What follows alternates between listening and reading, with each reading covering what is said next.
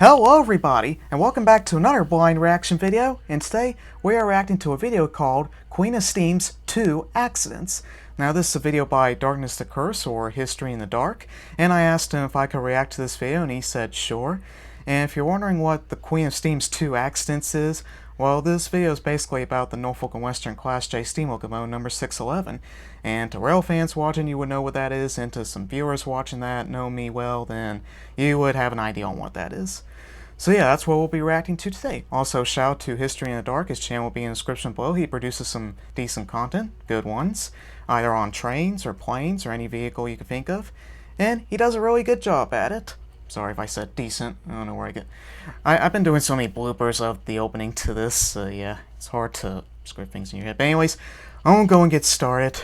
I'm a bit tired, so yeah, I really want to go and do this. So yeah, in 3, 2, 1, let's go. Hello, welcome to another episode of History in the Dark. I am your host, Darkness the Curse. And before we begin, as always, thank you so much to my generous patrons, my British rail critics, and of course, my underwater train finders, Thomas Ward, Lord Captain Von Thrust III, and Some Dude 267. You are the reason why this content remains on track. Get it? Get it? Like it's on the tracks because we talk about trains a lot. Nah, just kidding. I'm so sorry. Anyway, today we are going Cue to the discuss Pinkie Pie one of the drum most thing famous preserved when puns locomotives come around. in America, the Norfolk and Western Class J number 611. 611 is also known as the Queen of Steam. And I've seen that and she's locomotive heralded in as one of the person greatest 5 victories in times railroad preservation. when it was But being would you restored in believe Spencer that the Queen of Steam and the has rest. actually been involved in not one, but 2 major accidents? Well, it's true, and today we're going to discuss both of them. This is the story of the derailments of Norfolk and Western Class J number 611. Here we go. Oh boy.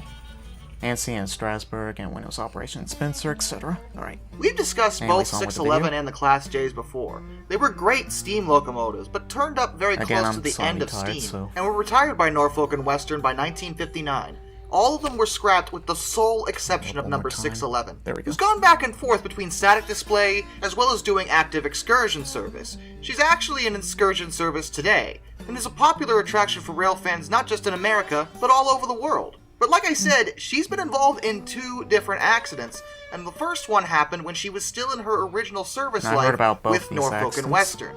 On January 23rd, 1956, 611 had been tasked with pulling a passenger train, known as the Pocahontas. She had recently been put through the Roanoke shop for some routine maintenance, and was running like a champ that day. On board was fireman Ernest Hoback and veteran engineer Walter Willard. Willard was 62 years old at the time, and he had been working for Norfolk and Western since 1909. They were behind schedule that evening, before they had even pulled out of the Bluefield station at 10:20 p.m. They were due into Williamson, West Virginia station at 1:05 a.m. It's, Willard wanted to 12:18. make up time, and he actually managed to do this at first, gaining back approximately 4 minutes onto his timetable.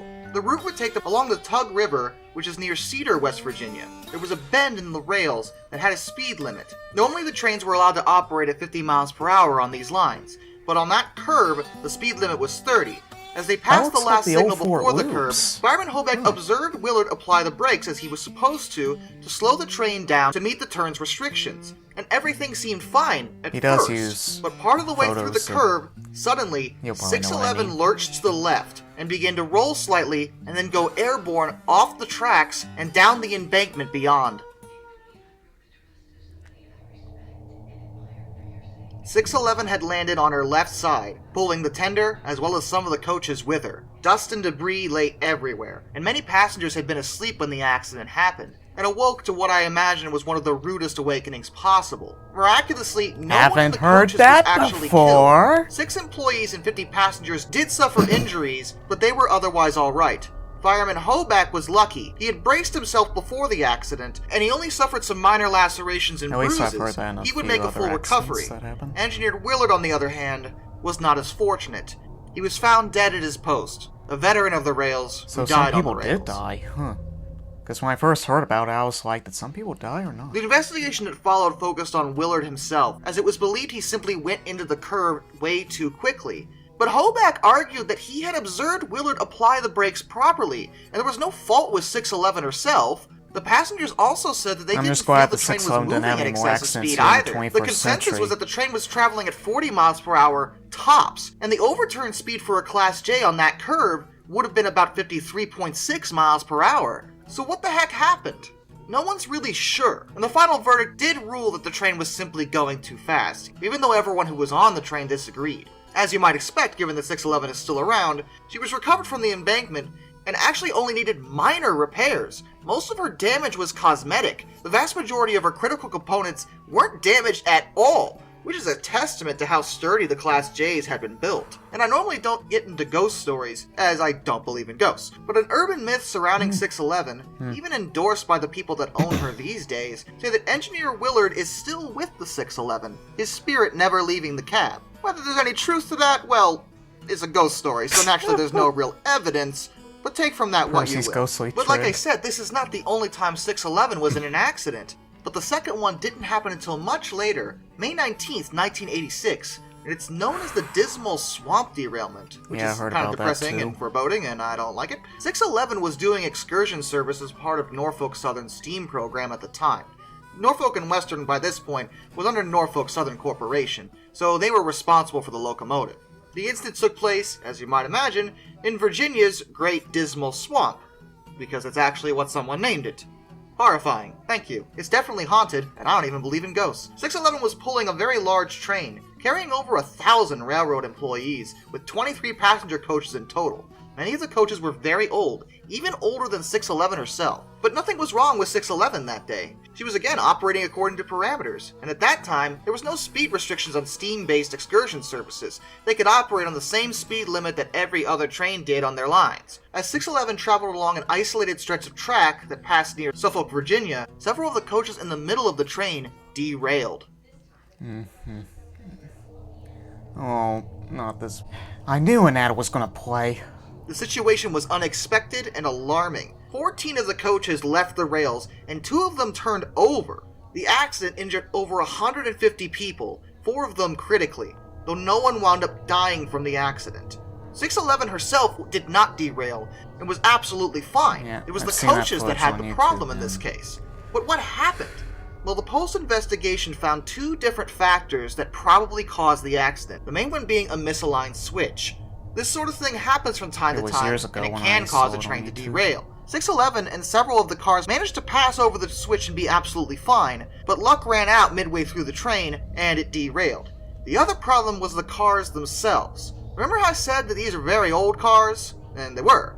These cars were not equipped with what are called tight lock coupling. It's a modern type of train coupler used on North American mainline passenger cars. They're designed with mechanical features that reduce the slack in normal Excuse operation, me, and they also what prevent is wrong with telescoping me? and derailments. Had the cars been equipped with these modern couplers, they might have still derailed due to the switch, but the chaos that followed with them stacking on top of each other probably wouldn't have been nearly as bad. 611's speed was also called into question, although she was operating within the rules they had put into place. After this incident, they banned cars without tight lock couplers for all excursion service, and a 40-mile-per-hour speed restriction was placed on all the steam locomotives. Which may seem like a weird choice. It's pretty clear that a steam locomotive going at the normal speed you allow the other trains to operate on really doesn't matter in this case that much, but I think the idea was if a derailment does happen again on their touristy excursion services, they don't want it to be nearly as catastrophic. If the train's going slower, that won't happen.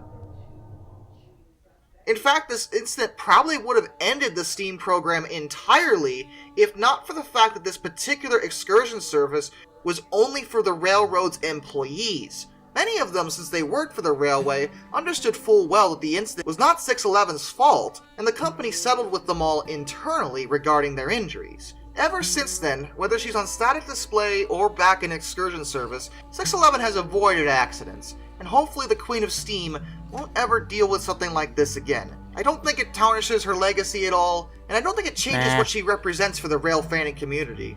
I just thought it was really interesting to know that a train that once jumped the tracks over an embankment and later lost her train in the middle of a swamp could still become known as the Queen of Steam. Till next time, this is Darkness, and I bid you all a fond farewell.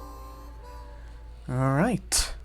Well, that was History in the Dark's video of the 611's 2 fatal accidents, and he did a good job on this one, like he did with the other videos. again, go check him out, link in the description. And that marks the end of this blind reaction video. And also I want to say that the next blind reaction video would be me reacting to the 4th episode of My Little Pony Tell Your Tale. Then, like I said in the other one after that, after I react to that one, I'll look at the rest on my own. But yeah, that marks the end of this blind reaction video, and I'll see you guys next time. Oh yeah, and subscribe, like, and comment. Almost forgot to say that. And I'll see you guys next time. Bye.